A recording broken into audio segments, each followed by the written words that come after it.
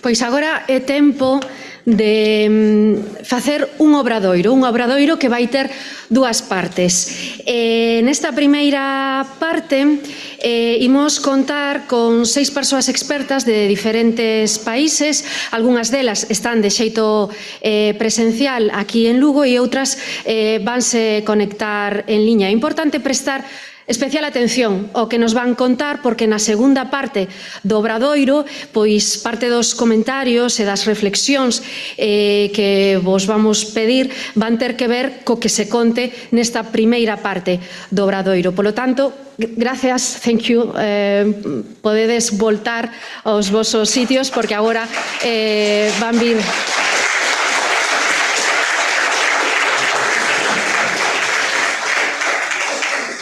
Vou ir nomeando as persoas que van estar presentes neste obradoiro. En primeiro lugar, imos ter a Ann Toppinen, da Universidade de Helsinki, en Finlandia, tamén a Alice Ludvig, da Universidade de Recursos Naturais Boku, en Austria.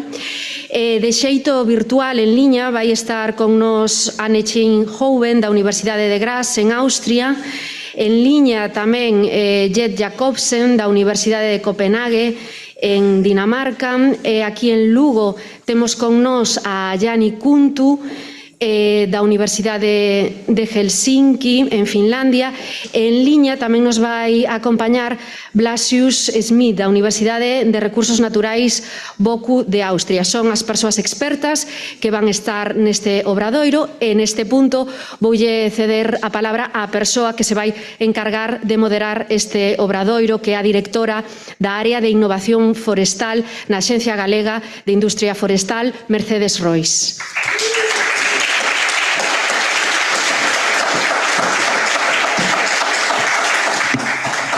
Bueno, moitas gracias a todos por estar aquí. Queríamos facer unha sesión un pouco máis dinámica, interactiva, con varias preguntas, pero como vamos un pouco mal de tempo, imos a facer as presentacións e logo nos obradoiros que temos en salas paralelas podedes facer as preguntas. O obxectivo de... A ver, onde está o mando? Este, non? No, it's fine. Okay. O obxectivo deste obradoiro que queremos facer é validar, por unha parte, os resultados das enquisas que fixeron algúns dos investigadores, e tamén coñecer como podemos fortalecer entre todos a cadea de valor no sector forestal galego. O equipo do Resonate que estamos aquí presentes, bueno, aquí o vedes, en Galicia estamos Fernando Sanz, de CIS Madeira, que traballa xunto comigo. Da Universidade de Vigo está Juan Picos, porque Galicia é un caso de estudo. E logo, bueno, temos a xente de Universidade de Helsinki, de Viena, de Innovabud, que está aquí, Vanessa Baño con nós, da Universidade de Graz, de Copenhague, do EFI, que de feito nos acompaña Marcus Lindner, que é o coordinador do proxecto, de forma virtual.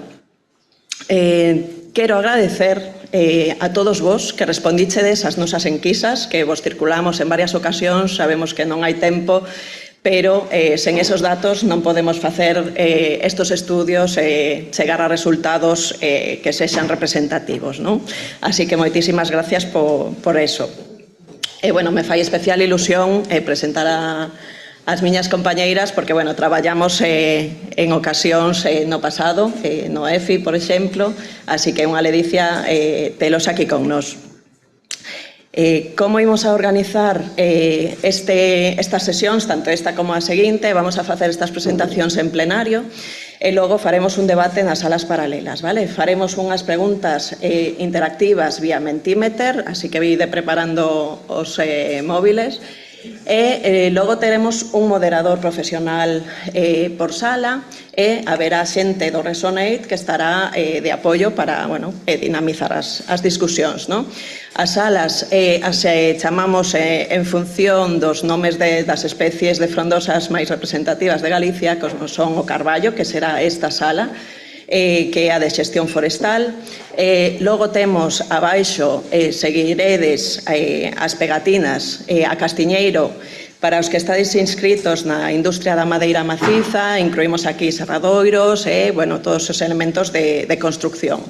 E na outra sala de Bidueiro temos a sala que é máis específicas de taboleiro, biorrefinería, a química e outras industrias. Se podedes, vos unides ao Mentimeter agora e introducides este código e vos facemos un par de preguntas. Entendo que as podemos lanzar agora.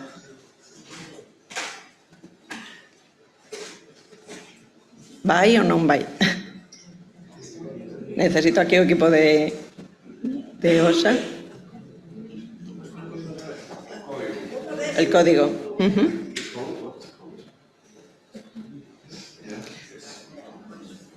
O vedes aí, arriba.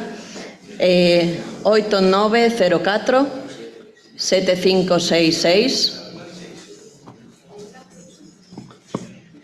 e nos dicides que perfil tedes, de onde vides. Queremos saber empresas, administración, academia.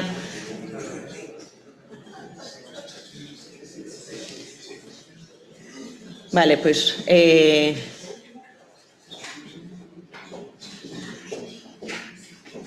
a ver, que estamos un pouquiño máis dos que aparecen aquí. Parece que vais respondendo.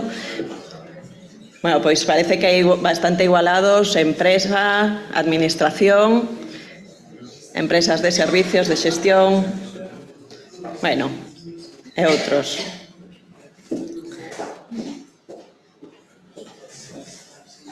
A administración está bastante presente aquí. Moi ben.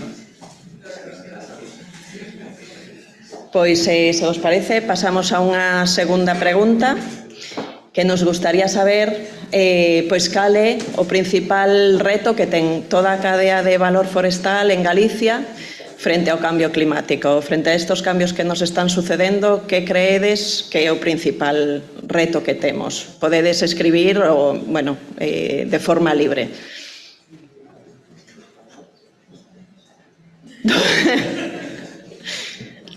Sí, unha boa resposta. Trazabilidade, plagas, de sanidade, vinculado, innovación, as frondosas, todo un reto.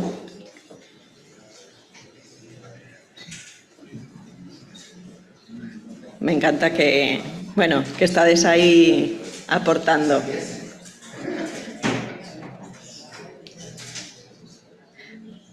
Parece que a innovación gaña. Analizaremos despois, con todas estas respostas, con un poquinho de tempo, veremos un poquinho como as agrupamos, porque seguramente, aínda que son diferentes termos, coinciden en algún clúster.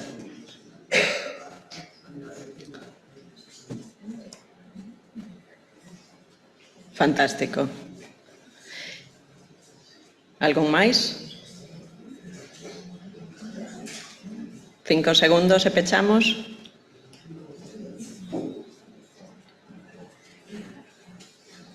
2, 1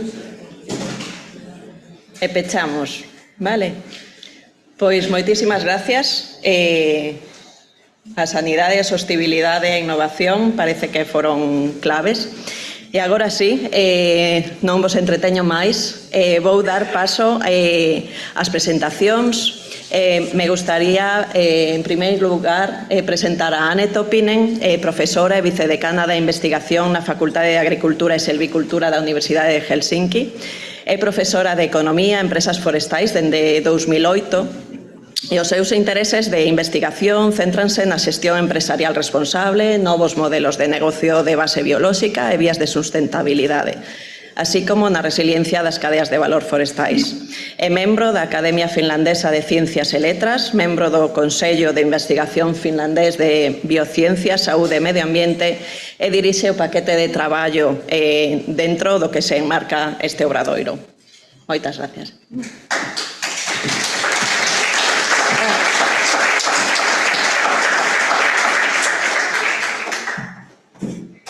So, good morning, everybody, and thanks, Mercedes, for your really nice presentation. And now I'm pushing the buttons. Okay, this looks familiar.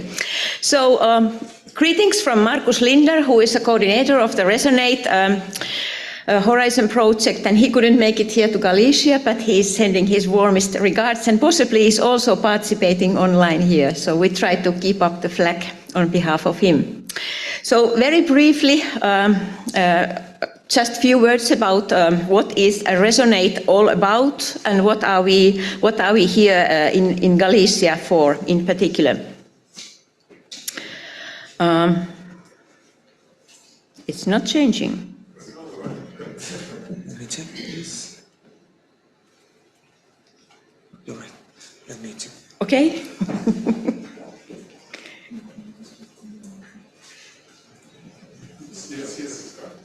Oh no, okay. Now something's happening. That is not the English one.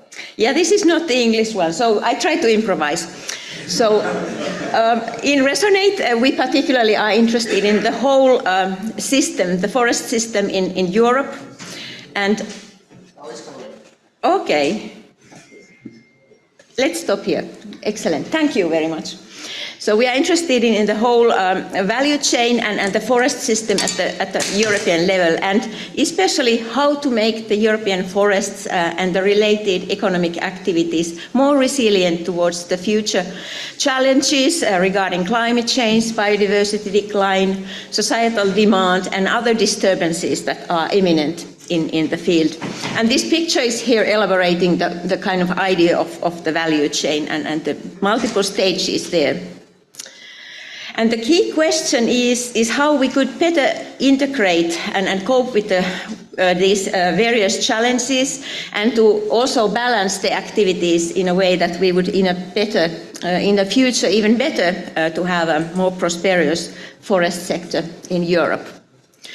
And particular insights are gained in the project, which is now in a third year of the running, so we are having another let's say 14 months to go before we wrap up. But these regional cases are very, very important. And as you see, one of the cases happens to be here in Galicia. So we are taking this opportunity to join with you and to also have an important dialogue with the stakeholders in the region. The other cases are shown in the map, and they range from the northern to the southern and western Europe overall. And in addition, there's the final 10th case, which is sort of like a European scale and is particularly focusing on the modeling and extrapolation of the results. And the scenario analysis and foresight studies are important, but also engagement with stakeholders, as Mercedes also pointed out. And we also wish to include here an active response strategies to enhance forest and forest value chain resilience in the project. And finally, also ultimately to understand and try to balance the trade-offs in decision making, and to also be able to deliver results and new knowledge which would be able to provide basis for recommendations and decision support at the policy level, but also at the company level. I think I missed here one slide, but it's all right. I wanted to maybe a little bit flag about what's coming up next. So we have here short presentations about the different work packages of the Resonate. So first, focusing on the resilience dashboard, then we will have a follow-up on working on this resilience ladder coming from an online presentation. Also adaptation measures along the value chain, and also this finally an analysis of the very up-to-date results on the resilience analysis from multi-criteria perspective. So maybe it's enough to stop here and let the speakers to tell more.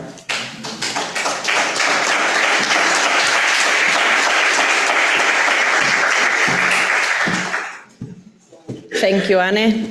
Moitas gracias. Vamos a facer un pequeno cambio de tempos porque agora, aínda que debería entrar Alice, Anne Hing, que está conectada online, ten un pouco de prisa, bueno, pues como nos retrasamos, así que llevamos a dar paso primeiro a Anne Hing, está online, a podemos Mercedes, ver. non temos Hello. todavía conectada, I think. Anne Hing, are you here? Hello? Do you hear me? Okay, Yes. okay. Okay. So Anne Hing, if you can turn on your camera. So I'm not allowed. It gives me a moderation warning that I cannot start a video. try now. Try now, Anne Hing. Allow? Yeah, I think I'm there. Or it's coming. There I am. Great, Anne Hing. Maybe the light. Hi. Good morning, Hello. everybody. Let me tell them a few words in Galician. I need you... perdón. Preciso que vos que prestedes atención a todas estas presentacións que imos a facer agora, porque, bueno, non temos tempo a facer as preguntas específicas de cada unha, como planificado, así que faremos despois unhas preguntas a vos sobre estas enquisas, sobre os resultados e as ferramentas, e o faremos nas salas paralelas, pero precisamos que xa prestedes atención para poder respostar entón, non? Presentarei a Anne Hing, fixo o grado de conservación de bosques e da naturaleza, é un máster en desenvolvemento sostible que agora está a complementar cun doutoramento que investiga a resiliencia climática nas cadeas de valor forestais, estudando as respostas naturais e socioeconómicas como parte do proxecto Resonate. So, Anne Hing, if you are ready, we will be happy to hear you. Thank you. Perfect. Thank you. Then I'm guessing my PowerPoint will also appear soon.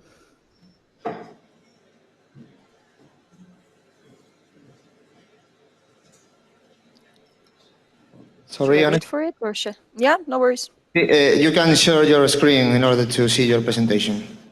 Okay. What's the...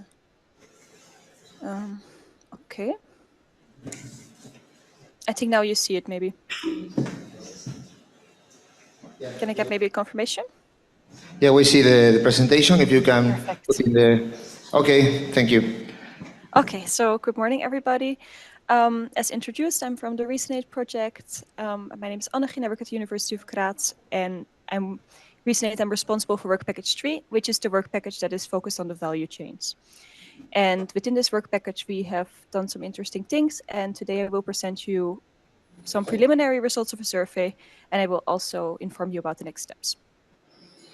So Anna already introduced this in her short presentation, but I just want to create a short understanding of what we understand as the wood value chain. So we start with forest management, where there would be tree nursery, carbon storage, and the production of wood and non-wood forest products. And then the wood is transported out of the forest into the primary processing industry. And in the primary processing industry, we are predominantly talking about pulp mills and sawmills and sometimes bioenergy plants. And then from there, it goes into secondary processing, where the wood is processed into products such as wooden furniture, construction, or, for example, wood-based textiles. And then at the end of the value chain, wood is going to a thermal power plant. And here in Resonate, we already found out that climate change adaptation looks very different at the beginning of the value chain and towards the end of the value chain. So, for example, in forest management, the adaptation to climate change disturbances is very much focused on disturbances, on diversification. This means that we are trying to diversify the forest. We are maybe in Central Europe moving away from spruce stands to maybe more mixed forestry and also mixed age stands. And towards the end of the value chain, the adaptation measures are focused at efficiency, so how to produce more with less resources.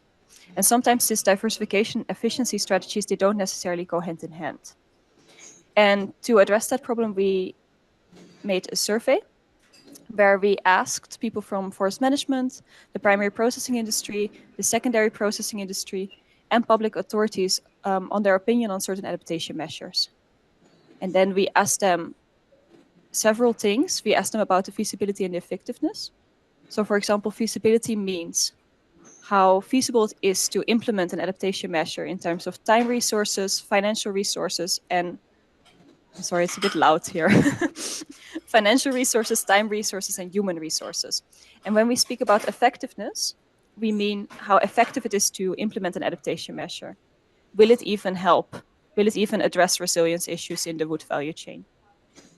The survey was online from April to January, so last year to now. And we had some problems. I'm sorry, can I get a confirmation that you understand me perfectly? Okay. Yeah, perfect. Okay, I will continue then. Yeah, we had some problems with getting some respondents for the survey, and therefore we had to make some concessions. So instead of keeping the 4 categories, we had to merge them in 2 categories. So we have a forest management category and a processing industry category. And the public authorities were also divided over their respective categories. And then also we found out that concern is actually not a good predictor for implementing adaptation measures. And that actually means that respondents had other reasons to implement adaptation measure, other reasons to show their preference for adaptation measures. So these are 2 important points that came from the first analysis. And now we are trying to broaden the analysis to get more results with a cluster analysis. And clustering is a technique where you would group certain data points, in this case adaptation measures, based on their characteristics or certain attribute. And what we hope to get is that we get packages of adaptation measures that can be implemented together. So for example, measures that are very feasible, or measures that are very effective, or maybe also measures that are not preferred and measures that are preferred. And then we can see, okay, which packages do we have in forest management and which packages do we have in the processing industry. And then we can also see if these have trade-offs between them or have synergies between them. And then we cluster based on a few categories. So we cluster based on country groups. And then we have Central European, Western European, Scandinavian, and Southern European forestry. Galicia, of course, being part of Southern European forestry. We cluster based on forest types. We could, for example, use coniferous, deciduous, and mixed. And although Spain is quite mixed in its forest composition, I think Galicia is mostly deciduous, and therefore we put it in that category. But of course, I'm interested to hear opinions in the discussion. The field, whether somebody is a practitioner or a public authority, we cluster based on the feasibility and effectiveness measures, and then that concern measure. So how concerned somebody is about climate change in general. I have no results from the cluster analysis yet, but if people in the room are interested, of course, I can keep them posted about it. And I will now just present some descriptive statistics for Galicia, so that you get an idea of what we researched. So first, to go into this concern category. So in general, we see that people are quite concerned and rate their concern above 8. We also see that concern is significantly higher in the future and higher for regions further away. This means that people are more afraid that climate change will get worse in the future, but also that they don't consider it a problem now. And they might also not consider it a problem where they are. They consider it a problem for other regions in the world. And this is also very similar to what we know from climate change research in general. We did not find any difference between forest managers or processing industry, between coniferous or deciduous forestry, and also not between the country groups in terms of concern. And then concern turned out to be not such a good predictor for the preference for adaptation measures, but I will show this separately then. So for forest management, we presented the participants with 8 adaptation measures: increasing wood storage capacity, reducing disturbance losses because, due to increased sanitation cuts, investment in human resources, a few that go about the structure of the forest, making it from even age stands to uneven age stands, shortening the rotation period, or going from monocultures to mixed species forestry. Yeah, and then we see here the graphs from present and the future. And what we see here is that the perceived effectiveness remains the same over time, largely the same. At least there's no statistic differences. This means that measures are considered just as effective now as they would be in the future. However, the perceived feasibility increases, which means that the maybe financial, human, or time resources will increase, or there will be paid more attention to adaptation measures, and it will be easier to implement these measures in the future. What we also see here is that measures that, such as the investment in human and physical infrastructure, measures that are, for example, part of standard operation, are preferred in the present, and shortening rotation periods. At least that's the case in Galicia. But the respondents' numbers was quite low. On the last slide, I showed that it was 8 for Galicia. So this is also maybe an overinterpretation, but I wanted to show it anyway to give you an idea. In the future, the reduction in stenticity and leaf cover seems to be most preferred. And for this, I don't have an explanation yet, but I intend to find one in a workshop that we are organizing in 2 weeks, or in a month from now. Then for the processing industry, here we asked for different adaptation measures. We, for example, asked participants how they felt about increasing resource efficiency, also how they felt about increasing wood storage capacity, investment in human and physical infrastructure, innovative approaches to procurement and marketing, flexible machinery to process different wood species or damaged wood. We also asked them about shifting away from wood to other materials or investing in engineered wood products. And for the processing industry, we actually see that both the perceived effectiveness and feasibility increase in the future. So measures will be considered more effective in the future and also more feasible. And feasibility, we can of course explain that maybe more means will be allocated to climate change adaptation. With effectiveness, we don't know how to explain it yet, but like I said, we have a workshop in 2 weeks.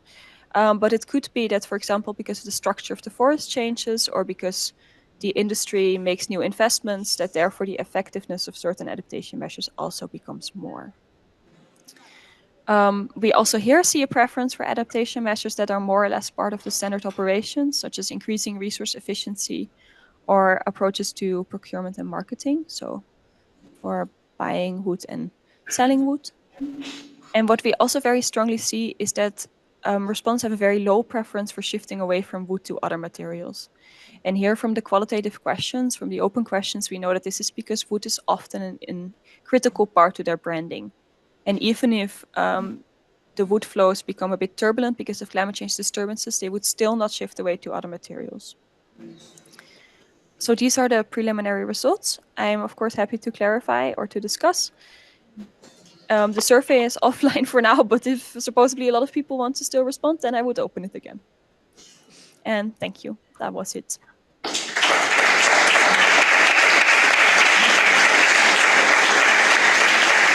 Thank you, Annegien. And given that you are going away, we will not have you here around. Maybe we can let the people in the room ask you any question. ¿Alguna pregunta para Annegien? Porque luego no va a estar con nosotros. ¿Todo claro? Okay, then thank you, Annegien, for your contribution. And we move then now to Alice. She will talk, nos va a hablar del panel de indicadores de resiliencia. Alice Ludwig é investigadora principal do Instituto de Política Forestal, Ambiental e de Recursos Naturais da Universidade de Boku de Viena, en Austria. É investigadora principal na rede de investigación de políticas forestais do Instituto Forestal Europeo dende 2012. A súa investigación se centra na análise de políticas, métodos cualitativos e a innovación no sector forestal. Obtivo a súa venia docente en Ciencias Políticas Comparadas da Universidade de Boku o ano pasado, en 2023. Así que, Alice, moitas gracias. Tes a palabra. Gracias a usted también. Thank you very much. I will now just push this button and then we see what happens. Oh, okay. So something happened. Very good. I will present today very briefly results from the Resonate project. It's called the Resilience Dashboard. And what is a dashboard? It's a tool that should help for orientation and information. And it's a matrix, actually. And it should also deal with the question of how can resilience in the forestry value chains become enhanced by delivering information on specific indicators, but along the whole value chain. Okay. I think I'm at the right bottom. I know it, I have remembered it, but nothing moves. So it's the right button. Oh, my God, what did you do? Okay, briefly the content, I will present the idea.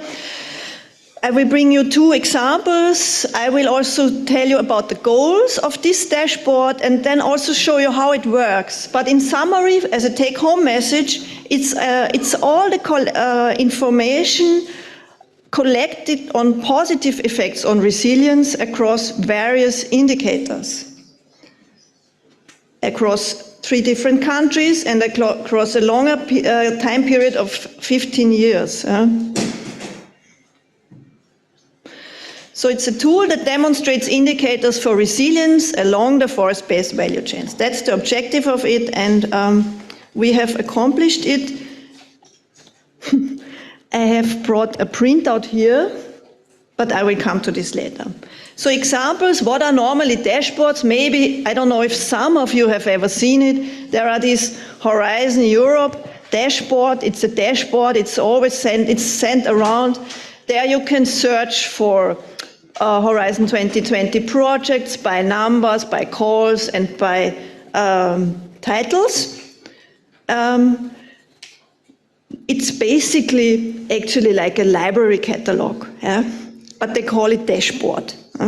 This is the EU Horizon 2020 dashboard. It has thousands of, it's like a library catalog. Second one, this is again, it's already more interesting. It's the EU Resilience Dashboard. You see on the top all the EU countries, and you see as the second one, for instance, you see Bulgaria.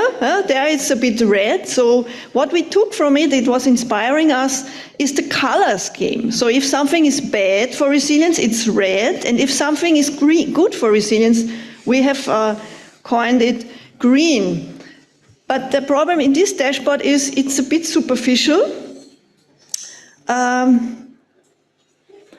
It's very broad, but I looked, for instance, in the natural resource indicators that are there, everything is taken only from Eurostat. I mean, that's important to know. And here you have ecosystems, biodiversity and sustainability. You have urban wastewater treatment and, for instance, Natura 2000 plots across these countries, or sustainable use of resources. There you have gross value added in environmental goals, goods and services sector. That's it. Okay. The Resonate dashboard really looks at ecological and socio-ecological aspects, all related to resilience. So it is a component, it's a compilement along the forest-based value chains. And here on the bottom, you see that it's currently covering 110 one- and multi-dimensional indicators. It also includes assessments of their effect on resilience. So we have also delivered explanations for each of those. Is it good for resilience, and if so, why? It is covering I chose 3 countries in Europe, one northern, that is Finland, one central Austria, and one of the southern ones, Portugal, in a 15 years of time period. So why these 15 years? It's covering 2010 reporting period, 2015, and 2020.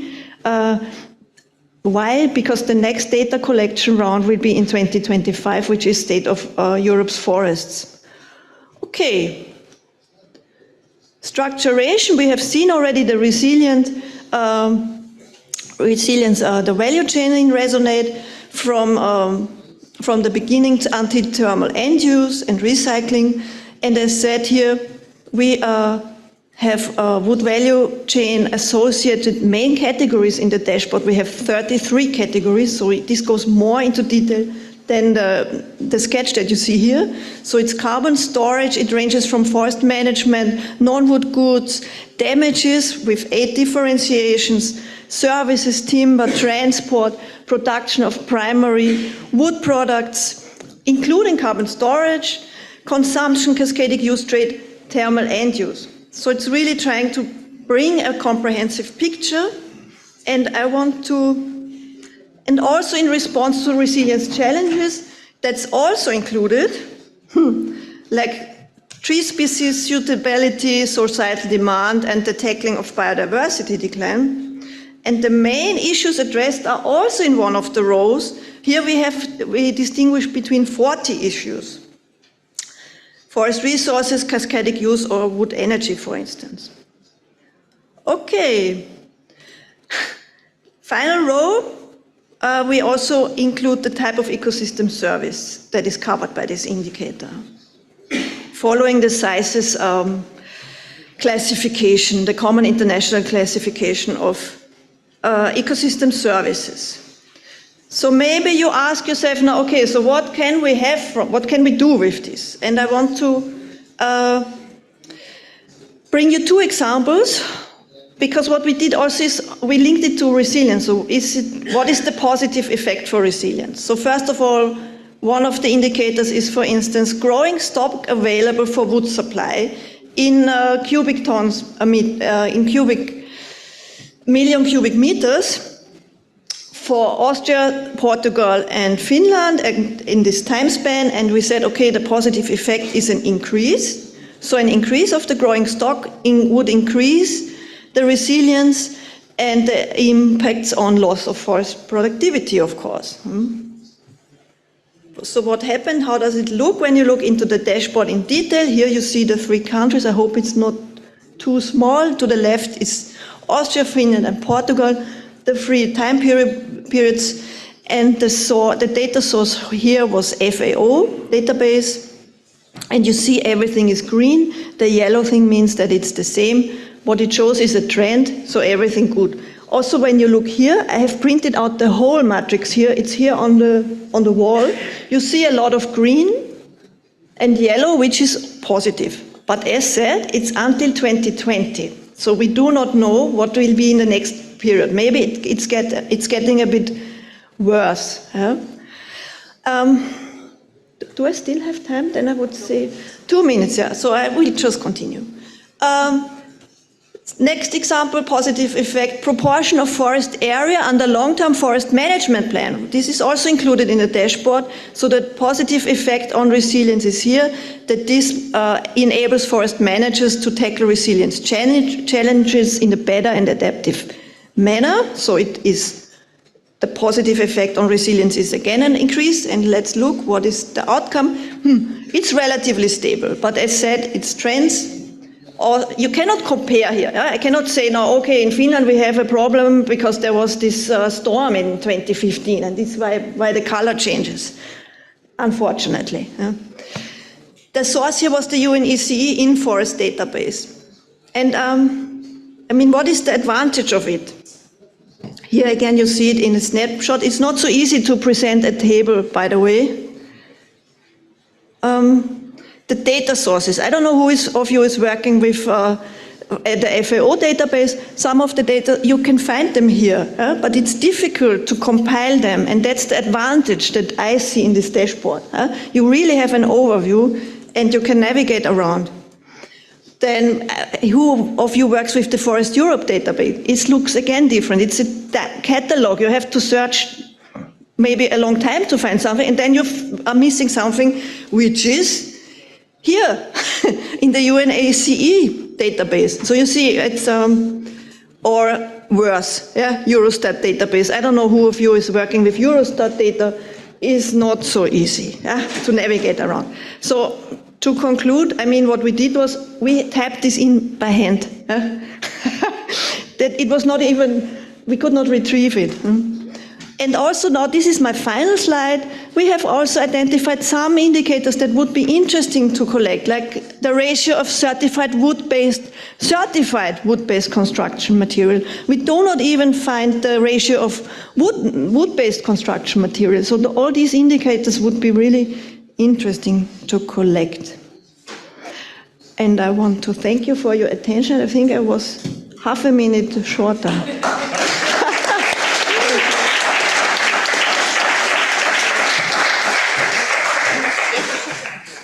Thank Alice, moitas gracias. Agora deberíamos de pasar a falar con Jete, non sei se a temos... Gracias.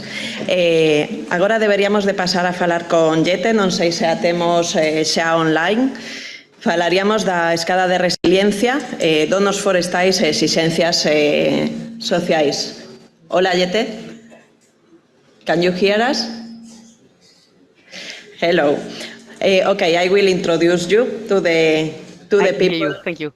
Perfect. And then I will give you the floor. Jette Bredal Jacobsen é profesora de Economía Ambiental e de Recursos na Universidade de Copenhague en Dinamarca. Ten experiencia en selvicultura e actualmente traballa con servicios ecosistémicos tanto comercializados como non comercializados. A toma de decisións en condicións de incerteza foi un dos seus intereses ao longo da súa carreira e presentará traballo sobre como aumentar a resiliencia da selvicultura analizando non só o bosque en sí, senón tamén os requisitos da sociedade. Farao presentando a chamada escaleira da resiliencia da demanda, desenvolvida no proxecto Resonet. The floor is yours, Jette. Thank you very much. I hope you can see my slide. So this is a project that we decided to develop within the Resonate because it's what we're doing is that we're developing what we called a demand resilience ladder. It's done together with my colleagues Marie and Thomas here at University of Copenhagen. So if we look at the concept of resilience and is in particular the social ecological resilience concept, then one thing that we have found of particular interest is that it kind of tends to have the forest as the core, but it includes the social aspects. But if we lift the eyes a bit from our daily life of looking at the forest and say, well, what does society get out of the forest? How does it look like? So we put society in the center, and then we say, well, how dependent is society actually on what comes from the forest? And this is, of course, interesting because while for individual actors in the forest value chain, doing activities, it might be, or it is very important to have resilience, but what are the impact actually for the society as a whole? And this is what we wanted to look into. And we wanted to do that by elaborating on the concept of social ecological resilience, because we think that in many ways it does not sufficiently take into consideration the societal perspective, if that is what we want to investigate. So in a way, what we can do is we can use this concept of demand resilience in two ways. Either we can use it in the way of saying, well, how can we increase the resilience of forestry by using the surrounding society. So for a forest, is it needed that the same service is continuously produced, or is it so that if there's a challenge in the forest that we can actually deliver some of the products from other parts in society? So that would be one perspective. And then the perspective that we are taking is a little bit the opposite. We are saying, well, from society's perspective, how can we increase the resilience of society by using what we have in the forest? So if we look at the circle, you have now seen in several of the previous slides, the resilience or the circle we have developed in Resonate, then what we have emphasis on is the end part of it, the consumption. So what is society finally using of the resources? And how is society as such affected when there are disturbances in the supply of goods and services from forests? So our idea was, could we try to quantify this to come up with a measure of saying how resilient given products and services from forests is? So the way we did that, if you think of how in the economic theory, how resilience is typically quantified, then it could be looking at the share of economic activity, like we know from gross domestic products or other measures where we say, well, society's well-being in total, how big a share of that comes from forestry, or how big a proportion of the employment comes from there. But what that does not capture is that tells us how important it is overall, but it doesn't tell us how dependent we are on it. And to look at that, we decided to focus on substitutes, namely looking at what substitutes are available, how many substitutes are available. So essentially we can say, well, if you think of timber as a forest product, what products can substitute that? So it could be steel, it could be plastic, and other of the product types that you have been talking about this morning. If we look at aspects like outdoor recreation, well, then you might go along the shore or in a park rather than walking in a forest. That would also give you a recreational experience. It's not the same, just like a steel table is not the same as a wood table. So it's a different product, it's a different experience, but there are possibilities of substitution. So the measure that economists would use for that is often the price elasticity. So how much does the demand change if the price changes? Because that's an expression of how willing are we to give something else up in order to get more or less of this good. And then we also wanted to assess the number and the quality of the substitutes to get a more coherent picture of it than just looking at the price. So what we decided to do is that in all the case areas that Anne presented in the first presentation here, we have in the Resonate project, we asked the project participants to give an expert assessment of the different substitutes, the assumed elasticity, and the quality of these. And then we also asked them for their perceived resilience. We did that in an ecosystem service-based approach. So we took it ecosystem service by ecosystem service. And then essentially what we asked them to do was to come up with assessments like what I have shown here, for timber, of saying, well, what kind of substitutes are available? How good are they? So up on the vertical axis on this graph, you can see that it's an expert assessment of how good a given substitute is. And then the size of the circle is how often it has been mentioned. And the color, you can say, is for different ones. So some of the things you can see is that if we look at substitutes in terms of timber, then substitutes that the experts are pointing at are, for example, import, of course, if you're talking about a wood chain in a given country. But it could also be chains of tree species, composite materials, and as you can see, there are different assessments of how good quality these are. There's also a horizontal axis, and that was because we realized that many of our experts are from different fields, and in order for them to allow to express the uncertainty in their assessment, we allowed for that. Likewise, if we then look into some of the other parameters that are becoming important, we had the experts' judgment in terms of, again, now shown for timber provision, but done so for all the ecosystem services. What is important in terms of jobs, sales importance, how elastic is it, and then a overall resilience assessment. And what was and what we can see here is that they are that some of the indicators that we're using are not that far from the direct assessment of resilience that has been used by these experts. So what we end up with then is that because we do this for all the ecosystem services, is that we come up with this resilience, demand resilience ladder, where we are looking at where do the ecosystem services place themselves relative to each other. And as you can see here at the bottom in the resilience ladder, we have aspects like soil and erosion control, water regulation, and flood protection. Whereas if we look up at some of the highest ones, we have recreation, but then also relatively high, we do have timber provision and non-wood forest product provision. So what this is somehow showing us is that if we take the picture from society's perspective and say, well, how dependent are we on forests, and how easy is it to cope when something happens in the forest? How easy is it for society to adjust to not having what is needed?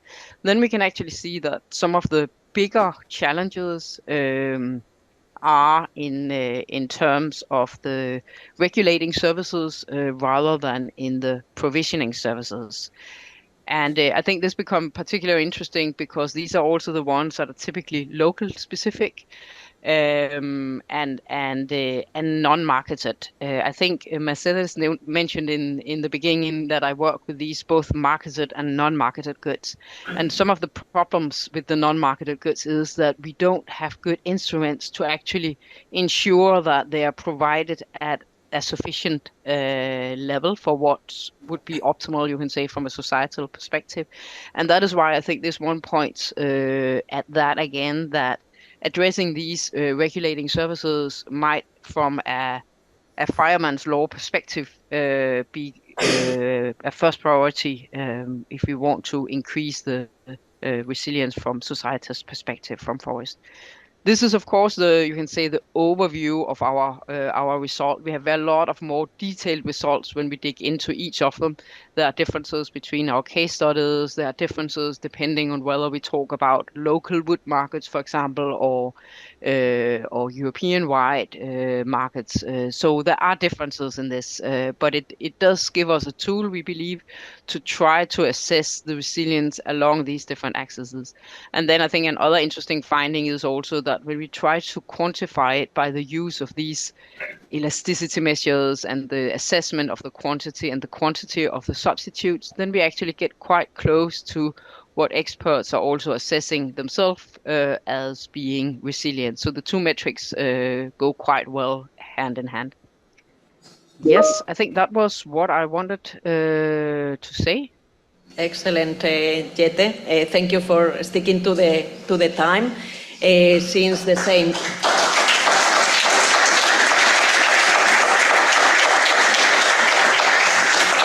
Because we will not have you here with us, then let's give the floor if anyone wants to ask one question. To Jette? No? So thank you, Jette, and we will move to the last presentation of this session. And we will discuss now about the analysis. Disculpadme, que me iba con inglés. Vamos agora coa última presentación desta sesión. Falaremos da análise de decisión multicriterio. Neste caso, farán a presentación tanto Jani como Blasius, que está online. Jani é investigadora postdoutoral da Universidade de Helsinki, previamente traballou no EFI, especializouse en previr mercados cambiantes e os seus impactos na sustentabilidade. Jani ten máis de 6 anos en experiencia en avaliación da cadea de valor, métodos de escenarios e apoio ás políticas. E vou a presentar agora a Blasius tamén, para logo non interrumpir a presentación. É investigador facendo seu doutoramento na Universidade de Boku de Viena, xunto con Alice. Traballou anteriormente como investigador no EFI e o seu doutoramento se centra na avaliación e implementación da resiliencia dos bosques e a cadea de valor. Moitas gracias. Adiante. Yes, Blasius is going to start the presentation as he has been in charge of the statistical analysis and he's the best person to explain all the numbers. But am I going slides for Blasius or how does it work?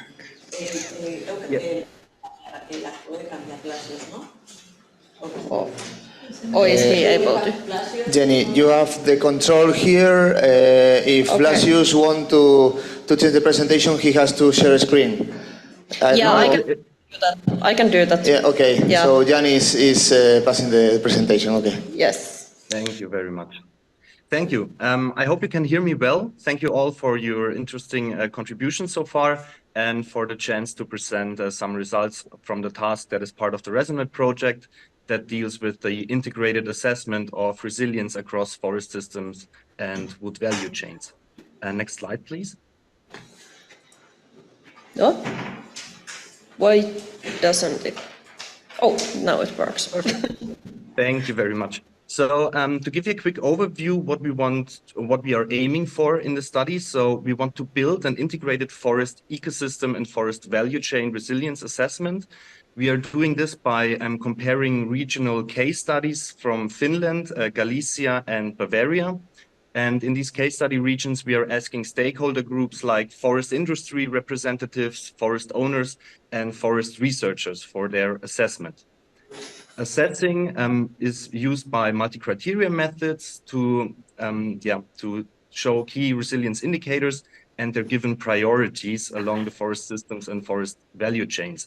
These resilience indicators consist of an assessment of resilience challenges and possible measures, and I will show them in the next slide. Since we are conducting this work in different case study regions, we are asking the different stakeholders groups. This allows us for cross-regional and cross-stakeholder comparisons of the assessment of resilience challenges and measures, and thus we can highlight regional specific necessities to increase resilience in forest ecosystems and forest-based value chains. And of course, we are doing this while considering also the different environmental and industrial settings in these case study regions. And this serves as a basis to evaluate core strategic points and potential trade-offs, and help to operationalize this concept and this buzzword resilience in a forest and forestry industry context. Next slide, please. I will just lose a few words to our approach since we are short on time. Our approach is called analytical hierarchy process, and this is used to structure a problem in a hierarchy of criteria and alternatives. In our case, the criteria are the resilience challenges and the alternatives are possible resilience measures. As I said, we asked different stakeholders to compare these challenges and measures, and they had to compare them pairwise. So each challenge had to be compared with other challenges and each measures with the measures, and thus we can arrive at some priority weights. And also an advantage of this analytical hierarchy process is that we can check for consistency and thus ensure that the results are reliable and free from inconsistencies. Next slide, please. Yeah, as I already hinted, so we are dealing with resilience challenges, which can be viewed on the left here, and resilience measures, which can be viewed on the right. So we asked the experts from industry, forest owners, and researchers to pairwise compare the challenges and the measures. Yeah. So as the challenges, we have biodiversity decline, changing raw material demand, and increased risk of disturbances, as well as tree species suitability to adapt to climate change. And the measures were derived from some modeling studies from Luke in Finland, and they consist of tightening forest criteria, increasing road network densities, increasing people employed within the forest value chain, increasing the share of forest area under protection, or the share of uneven-aged forests, as well as the increasing the share of clear cutting, for example, and the felling volume as such, as well as increasing the share of mixed species forests. Next slide, please. So this is just to show you where the experts came from. This is now the expert matrix from Finland. We have a total of 30 responses from Finland, 7 of which are forest-based industry representatives, 14 are also forest owners, and 20 are forest researchers, just for you to know how the expert panel was composed. Next slide. So let's start looking at some results. These are the results these are the overall results from the Finnish case study, which comprised of the 30 experts. And here we can see that biodiversity decline is considered to be the most relevant resilience challenge from the stakeholders we asked in Finland, followed by tree species suitability and risk of disturbances. The change on raw material demand is the the least pressing resilience challenge according to the overall results in Finland. Next slide, please. Since we know where the experts come from and we know their background, we can also filter out some expert groups. These are now the results from the industry experts from Finland. And here we can see that it's not the biodiversity decline like the overall results, but the tree species suitability that seems to be the most pressing issue. And this is also quite logical because adapted tree species to climate change are the basis for the raw material supply for the wood processing industry. So this seems quite consistent. But also the industry experts realized that the risk of disturbances and biodiversity decline are also relevant issues. Next slide, please. Moving from the challenges to some measures, here once more are the overall results from Finland. We can see that increasing of protection area is the most appropriate measures according to the stakeholders, which lines up well since biodiversity decline was perceived to be the most relevant resilience challenge, and protection area might be a hub for increased biodiversity. This is followed by the mixed species stand and people employed in forest value chain. Increasing the amount of clear cutting is the least appropriate measure to combat resilience challenges. This is also quite consistent with what you can see in the literature. And also increasing the forest road network density is perceived as being not all too relevant compared to other measures. And this might also correlate with the quite flat topography in Finland and easily accessible forests as such. Next slide, please. Contrasting these results again with the industry representatives' assessments only, we can see that an increase of mixed species forests is the clear favorite measure to increase forest and value chain resilience. And we think that this lines up quite well with the resilience challenge of adapted tree species that was perceived the most important resilience challenge by industry representatives, and also very consistent with assumed interests of the forest-based industry representative. The measure increasing people employed in the forest-based value chain is very relevant for this stakeholder group and the industry experts, of course.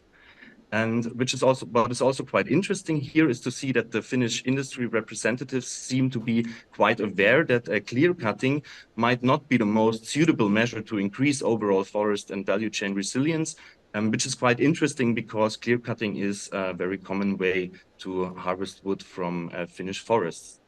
And with this, I'm handing over to Jani. Thank you very much. Thank you, Blasius.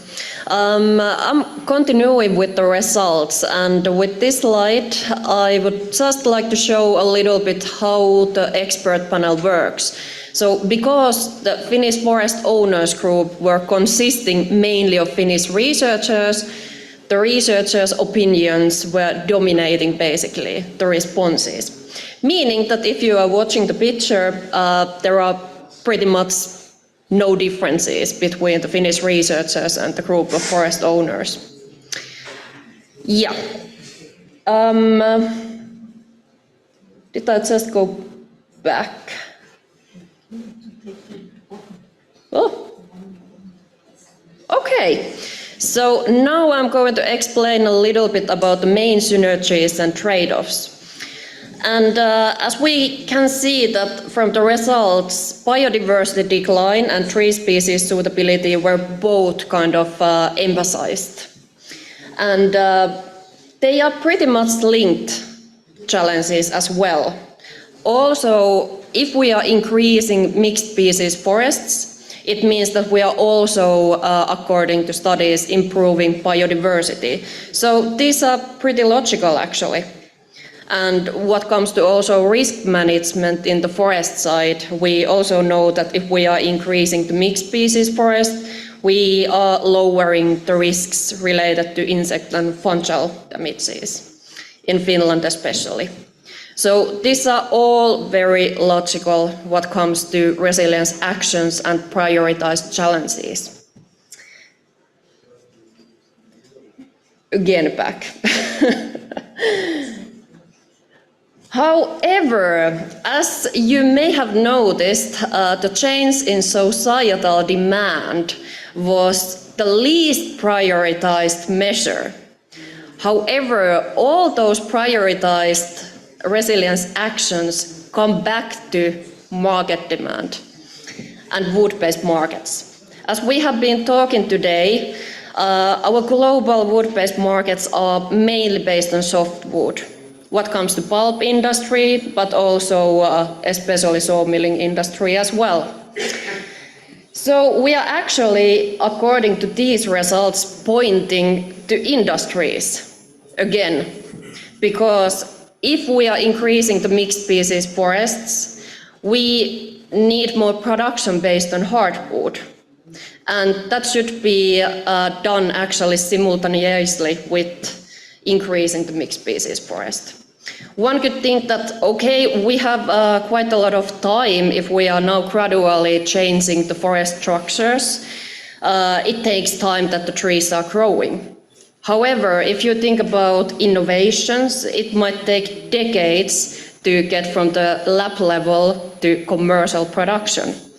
And it's not only that the industries should be making the change, but we need the end users. And we need to convince the end users and teach them how to use these new products. For instance, yesterday we were talking about hardwood-based CLT, and there are some differences how we use in the construction site this hardwood-based CLT. So we should be also teaching the construction experts how to properly use these kind of innovations. So it comes down to this point that we are not able to just forget this demand side and the market side. We need to focus actually more on that if we want to improve the resilience in the forest side. Yeah, so from this point it's still very logical that we are increasing the share of mixed species forest and ensuring the tree species suitability and focusing on the biodiversity. But it comes down to the industries and the markets. And the investment costs may become high because the technologies need to be changed gradually as well. But it is also costly if we are not doing anything and we are not ensuring the resilience of the forests. Okay, let's see a little bit about differences what comes to Galicia results. And as we can see, the expert distribution is pretty even and we have a nice share of forest owners there as well. And it was interesting that the results were pretty similar with the Finnish results. We didn't have much differences. Tree species suitability was over biodiversity decline, but it was also perceived pretty important. And what comes to challenges, it's exactly the same thing. We can see that increasing the share of mixed species forest was perceived the most important action. And also the second was increasing the share of forest area under protection. Yeah, so pretty much I could say that there were no big differences between Galician and Finnish expert responses, which is very interesting because we are talking about very different regions when it comes to circumstances and forest structure. So we didn't really expect to have so much similarities. Also, what comes to least important measures, also in Galicia it was not really favored to increase the share of forest where clear cutting is performed. And although we have more steep slopes in Galicia and it's not so flat area, but still it wasn't considered that important to increase forest road network density. So really interesting. Yeah, the only difference basically was that Galician experts were not as opinionated about the prioritization. They considered the measures important, but they weren't stating as strongly the importance as the Finnish respondents.